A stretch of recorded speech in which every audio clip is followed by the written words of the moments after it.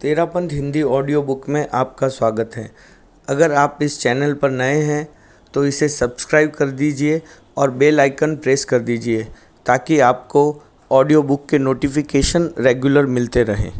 ओम Arham. Terapanth Hindi audio book में आपका स्वागत है। यात्रा एक अकिंचन की। मेरे विद्या गुरु। मैं जिस दिन दीक्षित हुआ उसी दिन पूज्य कालूगणी ने मेरे शिक्षण, प्रशिक्षण और देखरेख का दायित्व मुनि तुलसी को सौंप दिया। गुरुदेव ने कहा, तुम मुनि तुलसी के पास रहो। मैं इस आदेश के आशय को नहीं जानता था, फिर भी मेरा मन पुलकित था। मैं शिशु हृदय था। मुनिवर की उदार प्रवृत्ति ने मुझे अपना सा बना लिया। प्रतिक्रमण और प्रतिलेखन साधुचर्या के आवश्यक अंग हैं। कुछ दिनों के अभ्यास के बाद उनका सम्यक आचरण होने लगा। आत्मानुशासन से उपजा अनुशासन। पौर्षवर्षीय युवा शिक्षक की योग्यता को देखकर हम विद्यार्थी साधुओं के अंतस में एक निष्ठा पैदा हो गई। कुछ बाल साधु हमसे पहले मुनि तुलसी के पास शिक्षा ग्रहण करते थे, परंतु परिस्थितिवश उनका अध्ययन परंपरा पूर्ण नहीं हुई। मैं मानता हूँ कि स्थायी रूप से पहला विद्यार्थी मैं ही था। छोटे बड़े सभी मुनियों की दृष्टि में आप सम्मानित थे। मैंने अनेक बार ये साक्षात अनुभव किया कि अधिक अवस्था वाले मुनि भी आपके सामने गौरवपूर्ण संकोच का अनुभव करते थे। आप में अनुशासन शक्ति नैसर्गिक थी। आपके भ्रूभंग के दर्शन मात्र से हम शिशु मुनियों के मन कितने आशंकित हो जाते थे, यह शब्दों द्वारा कहा नहीं जा सकता। मैंने अनुभव किया कि मैं उपालंब और साधुवाद, भय और प्रेम दोनों का मिश्रित जीवन जी रहा हूँ। मुनि तुलसी प्रमाद होने पर उल्हाना भी बहुत देते और सही काम करने पर साधुवाद भी देते। मेरे प्रति उनके अंतःकरण में आकर्षण भी था और वे अनुशासनात्मक भय भी बनाए रखते थे। नीति का वचन है, भय के बिना प्रीति नहीं होती।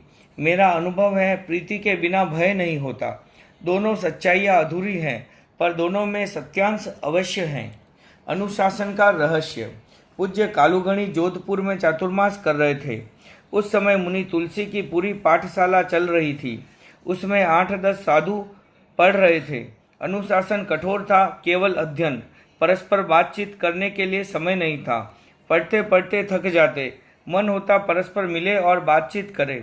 मुनि तुलसी के सामने बातचीत कर नहीं सकते थे। वे प्रयोजनवश जब दूसरे स्थान पर जाते तो हम बातचीत करने बैठ जाते।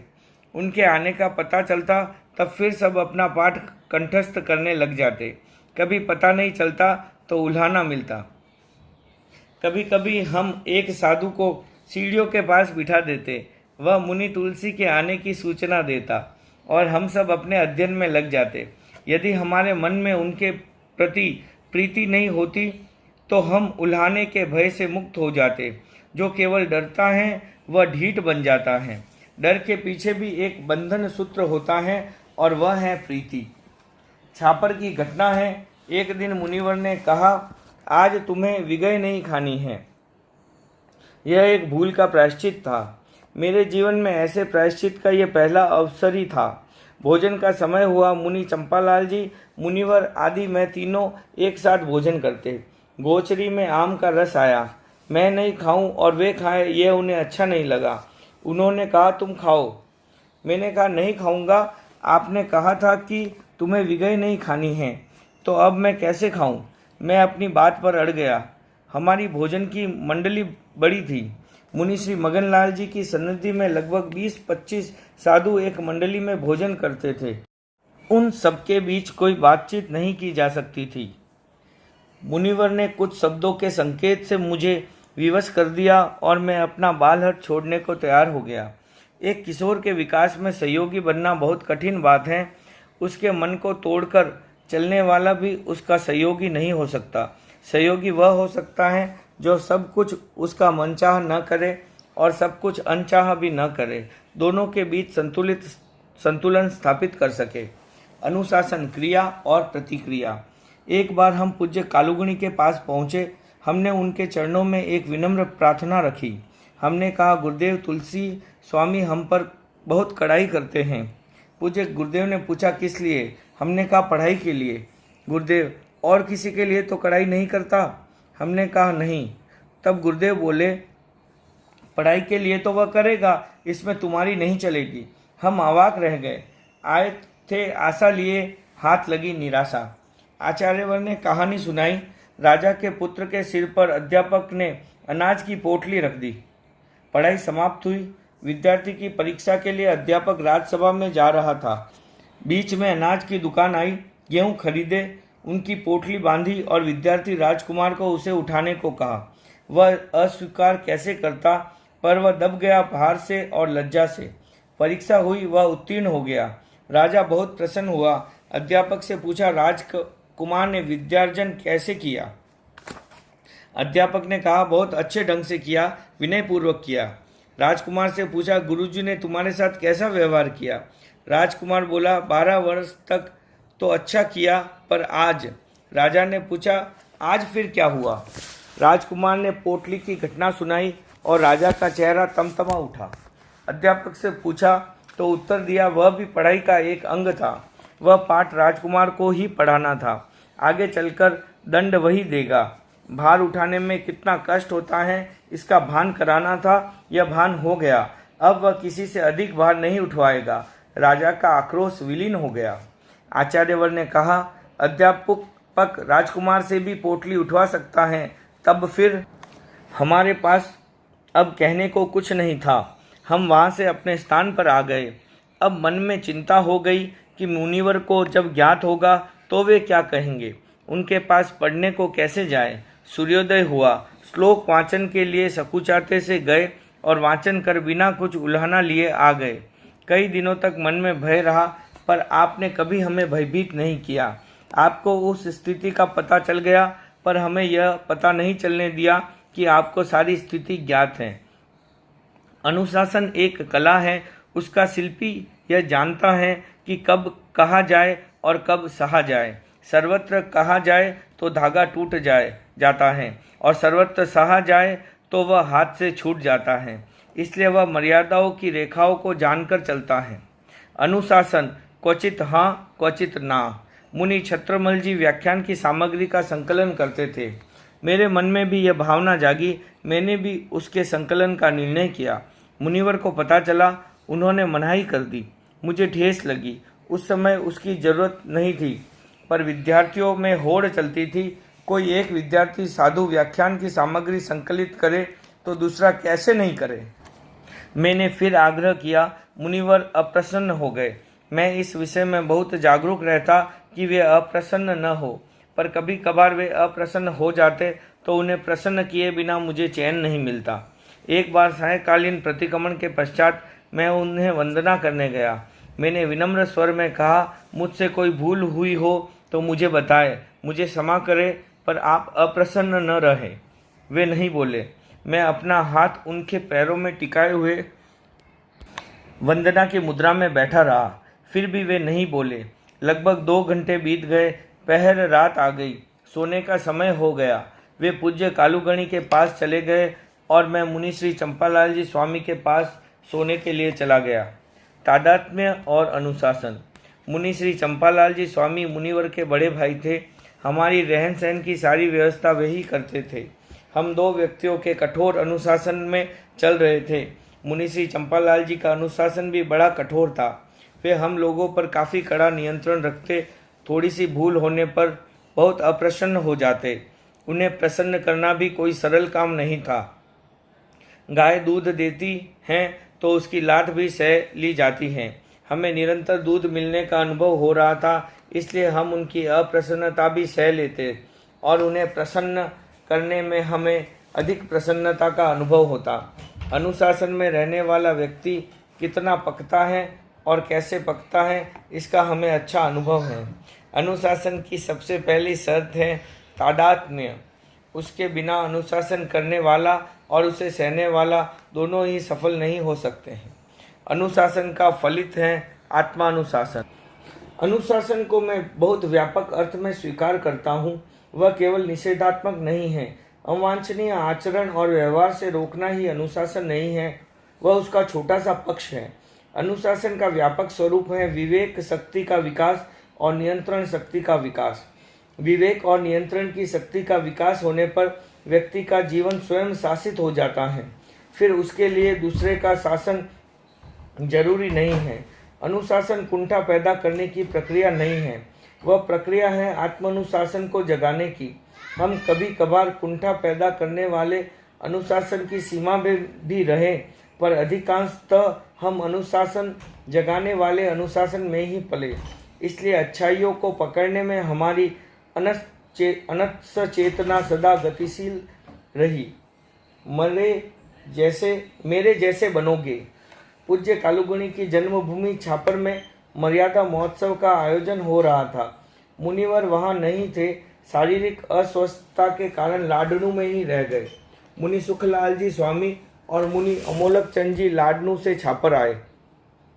उन्होंने आचार्यवर से प्रार्थना की मुझे वहां भेजा जाए। आचार्यवर ने उसे स्वीकार कर लिया। साधी प्रमुखा जमकू जी को इसका पता चला। मेरे रजोहरण का प्रतिलेखन वे करती थी। मध्याह्न के समय उनके पास गया। उन्होंने कहा, आप लाडनू जा रहे हैं? मैंने कहा, जा रहा हूँ। साधी प्रमुखा बोली, फिर आपको गुरुदेव अपने पास नहीं रखेंगे, सदा के लिए अलग विहार करने वाले साधुओं के साथ भेज देंगे। मैं कुछ असमंजस में पड़ गया। मैं पूज्य गुरुदेव के पास पहुंचा। साधी प्रमुखा ने जो बात कही वह बता दी। पूज्य गुरुदेव ने मृदु मुस्कान के साथ कहा, तुम तुलसी के पास लाडनू चले जाओ, कोई चिंता मत करो। मैंने मुनिदय के साथ लाडनू के लिए विहार किया। बीच में हम लोग एक दिन सुजानगढ़ रुके। वहां नथमल जी स्वामी का आतिथ्य स्वीकार किया। दूसरे दिन लाडनू पहुंचे। मुनिवर ने तथा अन्य सभी साधुओं ने हमारी अगवानी की। अलग रहने में मुझे जो कठिनाई अनुभव हो रही थी उसका समाधान हो गया। अध्ययन फिर से चालू हो गया। मुनिवर को भी पूज्य कालुगुणी से अलग रहने के कारण एक रिक्तता अनुभव हो रही थी। उसे यत्किंचित मात्रा में भरने का श्रेय मुझे उपलब्ध हुआ, यह मैं मानता हूँ। एक दिन की घटना है। सभी साधु गोचरी के लिए गए थे। मैं मुनिवर के पास बैठा था। उन्होंने मुझे अध्ययन के लिए प्रेरणा दी, जीवन विकास के कुछ सूत्र बताए और फिर कहा, तुम भी मेरे जैसे बनोगे? मैंने कहा, मुझे क्या पता, आप बनाएंगे तो बन जाऊंगा। जीवन के आलोक सूत्र। मुझे दूसरे साधु बहुत भोला समझते थे। मैं भोला अवश्य था, पर वे जितना समझते थे उतना नहीं था। सरलता मुझे प्रिय थी। कपट, प्रपंच, छलना और प्रवंचना से मुझे बहुत घृणा थी। मैं सबके प्रति निश्चल व्यवहार करना पसंद करता था। मैं अपने प्रति, अपने हितों के प्रति सतत जागरूक था। मैंने अपने लिए सफलता के कुछ सूत्र निश्चित किए थे।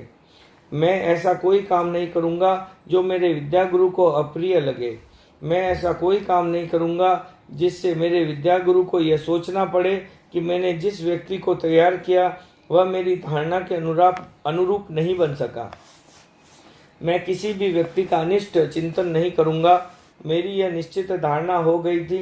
दूसरे का अनिष्ट चाहने वाला उसका अनिष्ट कर पाता है या नहीं कर पाता, किंतु अपना अनिष्ट निश्चित ही कर लेता है। इन सूत्रों से मेरा जीवन पथ सदा आलोकित किया। मुझे कभी भी दिग्भ्रांत होने का अवसर नहीं मिला। स्वस्थता चर्म चक्षुओं की। मैं बचपन में आंख की समस्या से पीड़ित रहा। अनेक बार अध्ययन भी प्रभावित हुआ। मैंने जोधपुर में आंखों की चिकित्सा करवाई। कुछ लाभ हुआ, पर पर्याप्त लाभ नहीं हुआ।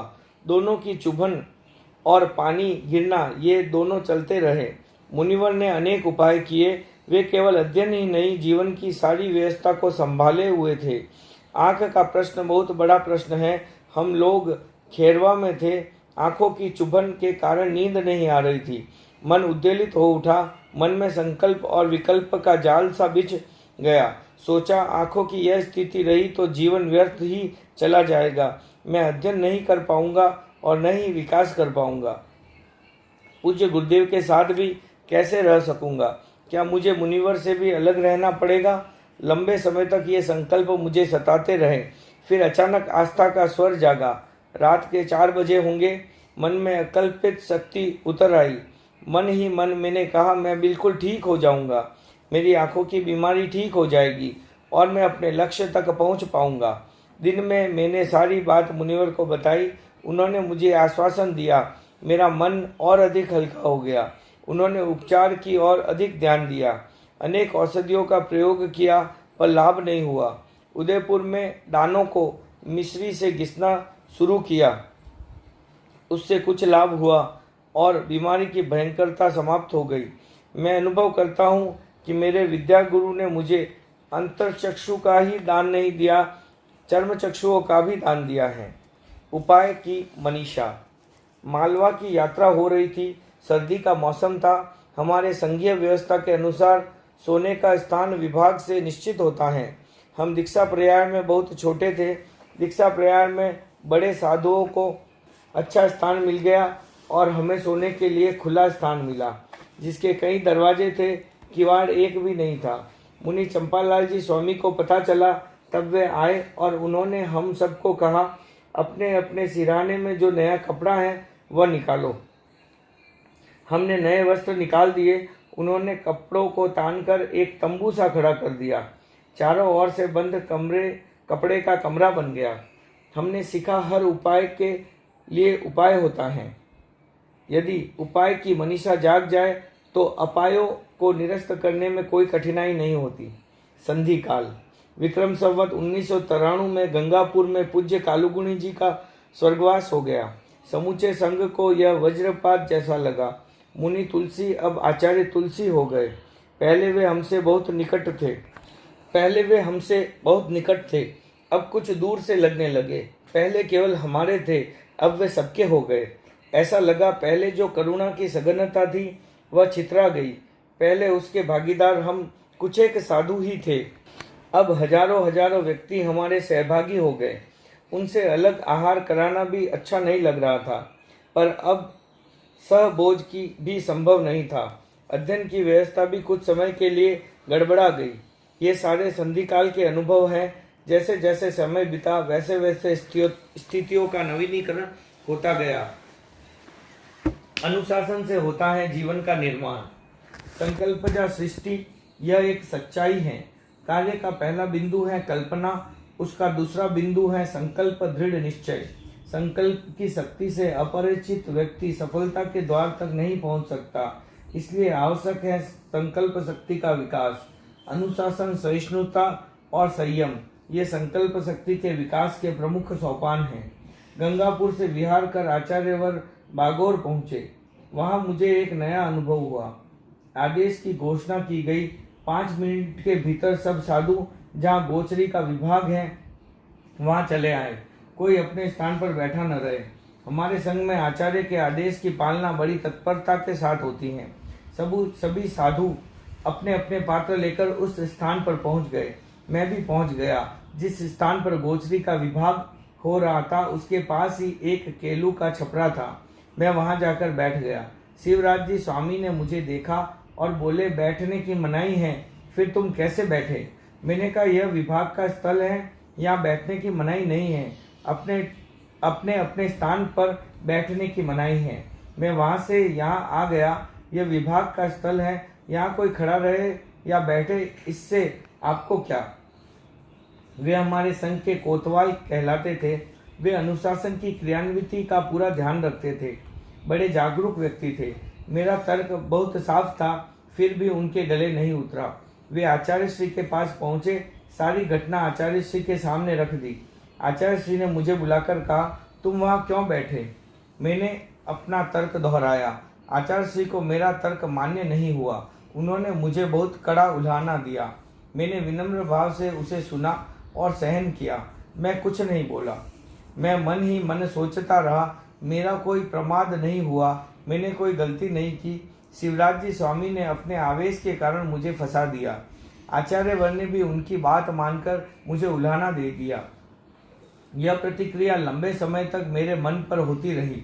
मैं काफी समय तक इस घटना को मन से ही निकाल नहीं सका। यह कोई बहुत बड़ी बात नहीं थी, पर मेरे लिए यह बड़ी बात इसलिए बन गई कि मेरी भावना पर दोहरी चोट पहुंची। मैं कल्पना नहीं करता था कि आचार्य श्री इतनी प्रियता होते हुए भी उनसे मुझे इतनी कड़ी उल्हाना सुनना पड़ेगा। दूसरी बात, मेरे मन पर एक छाप थी कालुगणी के व्यवहार की। मैंने सुना था पूज्य कालुगणी को आचार्यों से कभी उल्हाना नहीं मिला। मेरे मन का भी संकल्प था कि मैं कभी आचार्यवर से उल्हाना नहीं सुनूंगा। मेरा संकल्प टूटता सा लगा। इसमें मुझे बहुत आघात पहुंचा। मैं कोई प्रमाद न करूं, कभी उल्हाना न सुनूं, किसी के प्रति कोई अनिष्ट चिंतन न करूं, अध्ययन में किसी से पीछे न रहूं। इन छोटे छोटे संकल्प सूत्रों ने मेरी चेतना के जागरण में योग दिया, ऐसा मैं अनुभव करता हूँ। जीवन निर्माण में छोटी छोटी बातें बहुत महत्वपूर्ण भूमिका निभाती हैं। प्रतिक्रमण के पश्चात मैं मंत्री मुनि मगनलाल जी स्वामी के पास गया। उन्होंने सहज भाव से 2 बोल कहे जो मेरी अहंकार मुक्ति की साधना में संबल बन गए। उन्होंने कहा, विद्या का और गुरु कृपा का अहंकार नहीं होना चाहिए। हम मुनि हैं, हम किस बात का अहंकार करें। मांगना बहुत छोटा काम है। हम रोटी के लिए दूसरों के सामने हाथ पसारते हैं, फिर अहंकार किस बात का। न जाने कितनी बार जीव बैर की गुठली बनकर पैरों से रौंदा जा चुका है, फिर अहंकार किस बात का। इन छोटे छोटे बोलों ने मन की गहरी परतों को छू लिया। अहंकार मेरी मृदुता पर कभी आक्रमण नहीं कर सका। गुरु से मिला पाथे। उत्तराध्ययन का एक सूत्र सूक्त है, जो मनुष्य लंबा मार्ग लेता है और साथ में जल नहीं होता, वह भूख प्यास से पीड़ित होकर दुखी होता है। जो मनुष्य लंबा मार्ग लेता है और संबल के साथ चलता है, वह भूख प्यास से रहित होकर चलता हुआ सुखी होता है। प्राचीन समय का हिंदुस्तान बड़े बड़े भयावने जंगल, न राजपथ, न पगडंडियां, न रेले, न बसें और न वायुयान। उस स्थिति में कितना दुर्गम था जंगल का रास्ता। एक आदमी यात्रा पर गया, पास में न भोजन और न जल।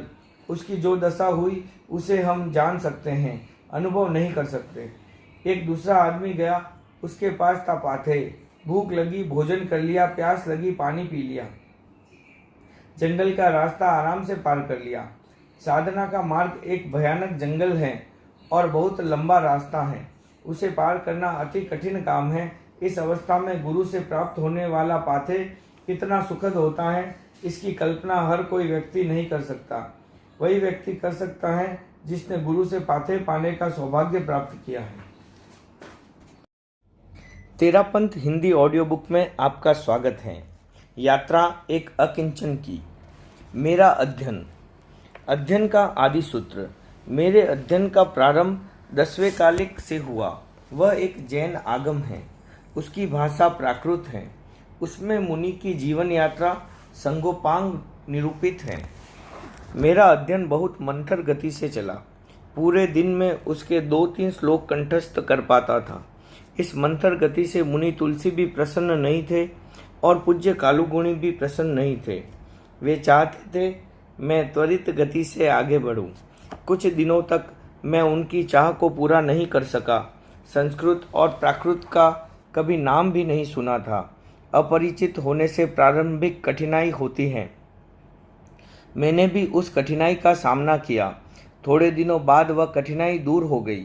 मेरी गति तेज हुई और मैं प्रतिदिन 8-10 श्लोक कंठस्थ करने लगा। अब सब प्रसन्न थे। मुनि दीक्षा के बाद पहला चातुर्मास विक्रम संवत 1988 में बिदासर में हुआ। उस चातुर्मास में मुनि दुलीचंद जी और मुनि बुद्धमल जी की मुनि दीक्षा हुई। मुनि दुलीचंद जी अवस्था में बड़े थे और मुनि बुद्धमल जी सवया। वे मेरे सहपाठी बन गए। मैंने और मुनि बुद्धमल ने अभिधान चिंतामणि को कंठस्थ करना शुरू किया। हम बड़ी मुश्किल से 2-3 श्लोक कंठस्थ कर पाते। हमारी रुचि इधर उधर घूमने और बातें करने में ज़्यादा रही। हमें इस स्थिति से बचाने के लिए मुनिवर हमारे साथ श्लोक रटते थे। 2-3 श्लोक रटने में आधा घंटा का समय बीत जाता। फिर हम पूरे दिन की छुट्टी ही मनाते। हंसना और मुस्काना यह कोई सहज आदत बन गई थी। बहुत बार ऐसा होता कि हम शब्दों के उच्चारण काल में हंस पड़ते। तारानगर की घटना है। मुनि तुलसी के पास वाचन करते समय पेढ़ा ल पोटीलस चापी जैसे विचित्र उच्चारण वाले नाम हमारे सामने आए। वे हमारे लिए कुतूहल का विषय बन गए। बहुत प्रयत्न करने पर भी हम हंसी को रोक नहीं पाए। उसी क्षण मुनि तुलसी ने हमारा वाचन बंद कर दिया। हम वहाँ से अपने स्थान पर चले गए। लगभग 10-15 दिनों तक वाचन स्थगित रहा। हम दोनों ने बहुत प्रार्थना की, बार बार निवेदन किया, तब मुनिवर ने पुनः पढ़ाना स्वीकार किया। मैं मानता हूँ कि आपको कहने और बहुत उल्हाना देने में विश्वास नहीं था। मुनिवर की आस्था सक्रिय दंड में थी। इसलिए विद्यार्थियों में अनुशासनात्मक भय था। संस्कृत का अध्ययन। हमारे संघ में उन्हीं 2 व्याकरण के 2 ग्रंथ तैयार हुए। मुनि चौथमल जी स्वामी और रघुनंद जी के संयुक्त प्रयास से भिक्षु शब्दानुशासनम तैयार हुआ। उसका लघु ग्रंथ कालू कौमुदी मुनि चौथमल जी ने तैयार किया। मैंने उसका पाठ कंठस्थ करना शुरू किया और साधनिका भी प्रारंभ की। मेरी स्मृति और बुद्धि दोनों का विकास नहीं हुआ था। मेरे सब साथी साधनिका को हृदयगम कर रहे थे, पर मुझे उसे समझने में बड़ी कठिनाई हो रही थी। बीदासर की घटना है। स्वरांत पुल्लिंग की साधनिका चल रही थी। हमें बताया गया जिन शब्द की प्रथम विभक्ति के एक वचन में सी प्रत्यय का योग करने पर जिन्ह रूप बनता है। मैंने पूछा, हम सी ही क्यों जोड़े, इसके स्थान पर ती क्यों न जोड़े। कितना अजीब प्रश्न था। कोई मेधावी छात्र ऐसा प्रश्न नहीं कर सकता। पर मैं बहुत छोटे गांव से निष्क्रमण कर आया था। गांव में मेधा या बुद्धि को विकसित करने का अवसर नहीं मिला, इसलिए ये कठिनाई आ रही थी। आचार्य हरिभद्र ने ग्राम शब्द की व्युक्ति की है। जो बुद्धि आदि गुणों का ग्रास करता है वह ग्राम है। बौद्धिक विकास के लिए एक वातावरण चाहिए। ग्राम में वैसा वातावरण नहीं मिलता, इसलिए ग्राम में रहने वालों की बुद्धि कुंठित हो जाती है। उनमें बुद्धि का बीज नहीं होता, ऐसा नहीं है, उसे प्रस्फुटित होने की सामग्री नहीं मिलती। यह एक सच्चाई है। मैं एक छोटा बच्चा था, मुझे बुद्धि के विकास और कुंठा ये दोनों अवसर नहीं मिले। मेरी मंदता का कारण शायद अवस्था के साथ जुड़ा हुआ था। एक निश्चित अवस्था से पहले बुद्धि का विकास नहीं होना मेरी नियति को मान्य था। अध्ययन, अवरोध और संकल्प। पूज्य कालूगुणी बीकानेर राज्य के थली प्रदेश से प्रस्थान कर जोधपुर चातुर्मास करने जा रहे थे। डिडवाना पहुंचते पहुंचते मेरी आंखों में दाने पड़ गए। उपचार किया गया पर कोई लाभ नहीं हुआ। आंखों से पानी गिरने लगा। मेरा अध्ययन बंद हो गया। मेरे सहपाठी साधुओं को आगे बढ़ने का अच्छा मौका मिल गया। डिडवाना में मुनि तुलसी को नाम माला सुना रहा था। उच्चारण में अशुद्धियां आने लगी। मुनिवर ने उल्हाना की मुद्रा में कहा, मैं तुम्हें आगे कुछ नहीं पढ़ाऊंगा, अध्ययन बंद करो। जो ग्रंथ कंठस्थ किए हुए हैं उन्हें शुद्ध करो, फिर आगे बढ़ो।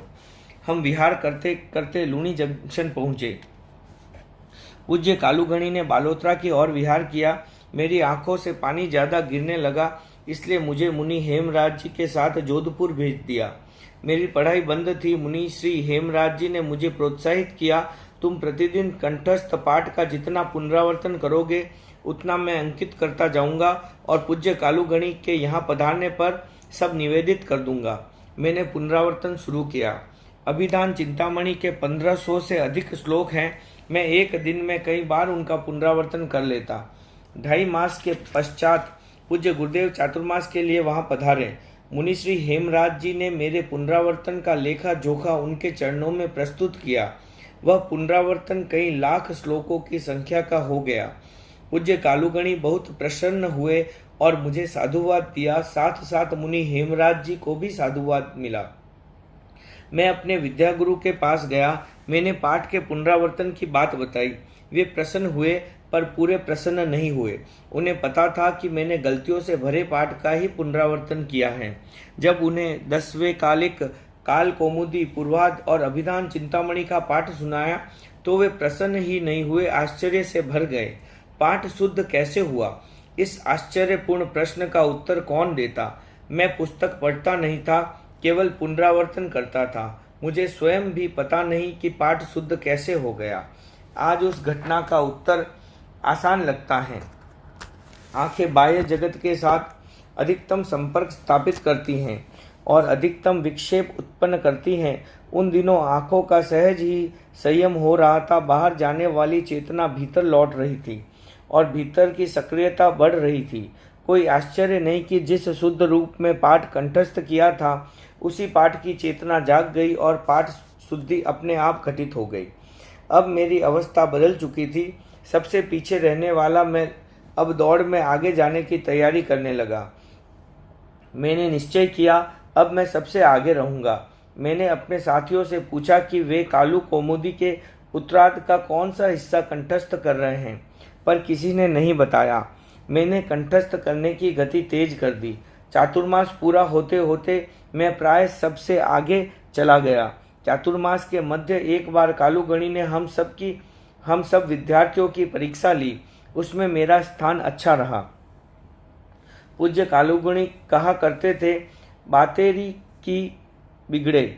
जो बातूनी होता है, बातों में रस लेता है, पढ़ने में रस नहीं लेता, वह बिगड़ जाता है। इस उक्ति ने मन पर चोट की और बातों में रस कम होने लगा।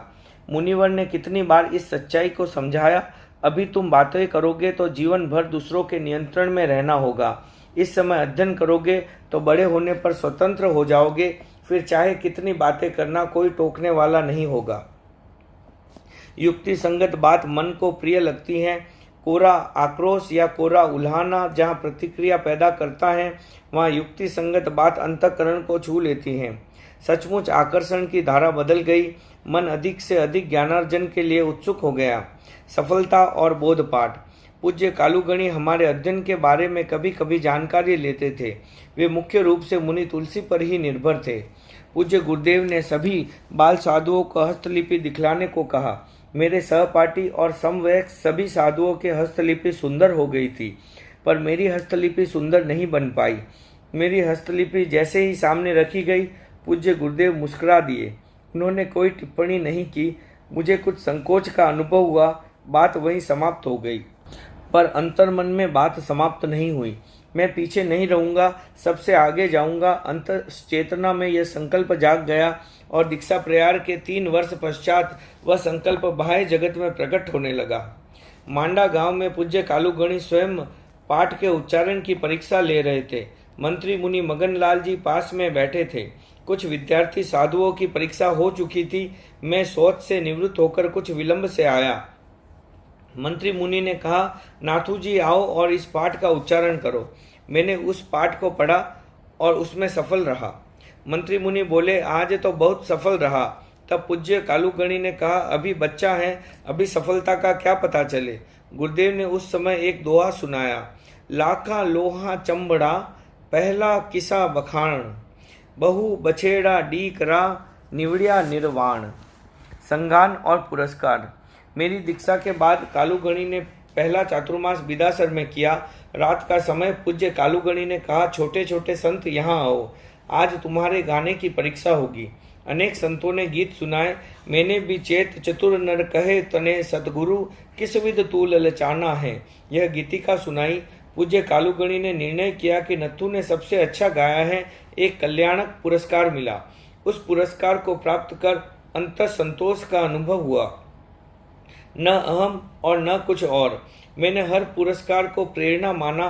ठाणम का एक सूक्त उस समय मैं नहीं जानता था, पर अज्ञात अवस्था में भी वह मुझे ज्ञात हो गया था, ऐसा मैं मानता हूँ। सूक्त की भाषा यह है, अनात्मक मान के लिए पूजा, प्रतिष्ठा और पुरस्कार अहितकारक होता है और आत्मवान के लिए वह हितकारक होता है।